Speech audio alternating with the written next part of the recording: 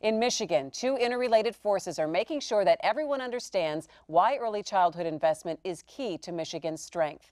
And with me now are Alissa Parks, former Senior Director of Great Start Technical Assistance and Consultation for the Early Childhood Investment Corporation, and two parent coalition leaders, Maria Cook from Clinton County and Anita Schlabach from St. Joseph County. Ladies, thank you so much for joining me today. So, Alissa, I'm going to start with you. Tell us exactly what is a parent coalition and why are they so important? A parent coalition is basically a group of parents that are excited and interested in making their community better for young children.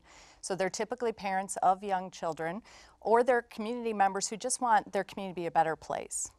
So, Maria, tell me about how many kids do you have? Two. Okay, so you've got two kids. And what are you doing in your coalition in Clinton County? We have a very strong parent coalition. Most of our members have been a part now for 4 years.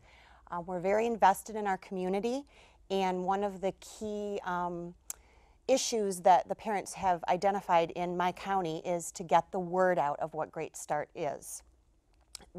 They feel very strongly that there are many parents who are dealing with a lot of issues with their children but don't know where to go or what programs are even available in the area.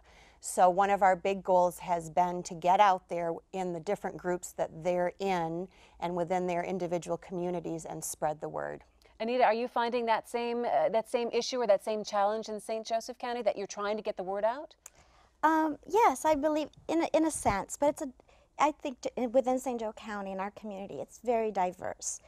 I'm finding that we are catering to the Amish, to the Hispanic population. So I'm kind of having to go there to meet the needs. And so we have provided different coalition groups, and they all look so uniquely different in what the needs are. It's amazing to hear all these different stories, Alissa, different snapshots from around the state, that each of these groups is so very different. But how important is it to make sure that these parents are invested in early childhood development and getting these initiatives pushed forward and getting people to realize that there is help for early childhood education? Well, right. Who better to speak for the needs of kids than parents, right? I mean, it's the hardest job in the world. And leaders really need to hear from parents because they're the ones that our system is serving. And so those parents are the ones who can really talk about the customer experience of services in their community, what's there, what's not there, what do they need, what's missing so that their children can be ready for school. It's so important for us to involve them and really to follow their lead. It's got to be very hard to find two good parent liaisons like these two women right here. How do you go about finding some of those special people to head up those coalitions? Well, absolutely. You can hear from these two how passionate they are about the issue, and so really passion is, number one. But of course, Great Start Collaboratives, who hire the parent liaisons in their communities, they look for someone who's got some fire under them, who's organized, who can engage with all different types of families and really get them involved in the work that works best for them. Parents can be involved in all different ways. They don't have to do all the same types of projects, or they don't have to all talk to their legislators. Some might feel more comfortable calling or emailing, or maybe just helping out with a diaper drive or helping to get the word out about early childhood in their community. So, Anita, tell me, how many children do you have? 10.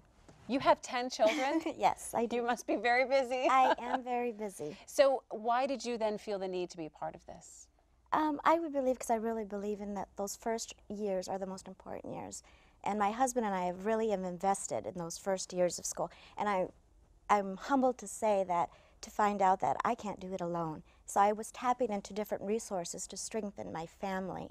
And so I have used a lot of the services that are within our community. And so I just really make that extra effort to let other people know that you're not alone. There are other resources that you could tap in to help strengthen the family. So I've experienced, my husband, after 20 years of being a machinist, decided we want to do something that we're passionate about. So he changed his degree and now he's an RN, a neonatal intensive care nurse, and we both do what we love. And we've been raising our kids together. It's a team effort. So that's kind of how, anymore, we're two working parents.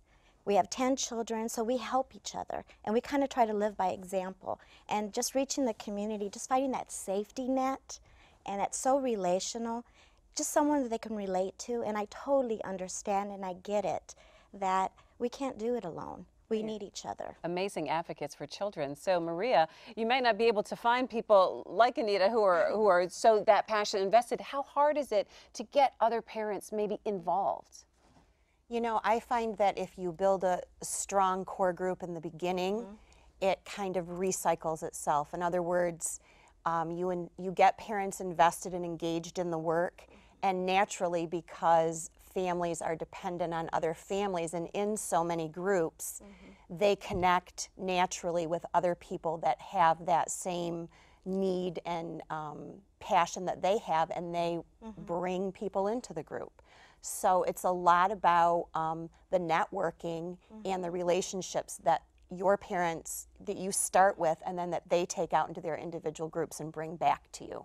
And Alissa, it just must be so important that parents know that they are, that number one, that there are resources that they can take advantage of, and maybe it's easier for them to find that out from other parents that kind of speak the language. Yeah, absolutely. I mean, that's something, the original purpose for parent coalitions was really about, we need the customer perspective so that organizations that are trying to better serve kids and families can hear from parents. And also, we need parents out there talking about the importance of early childhood. An unexpected benefit was that parents, once they got more connected, like Maria said, the core group, they started telling others, and they saw that there was a need for parents to know more about the services that were even available. And so they really took it upon themselves to connect parents to those services, either word of mouth, they create resource directories, they really just go above and beyond to make sure parents are getting what they need. Absolutely. And ladies, thank you so much for all the hard work that you do, and thanks for joining me. I appreciate it. Thank you.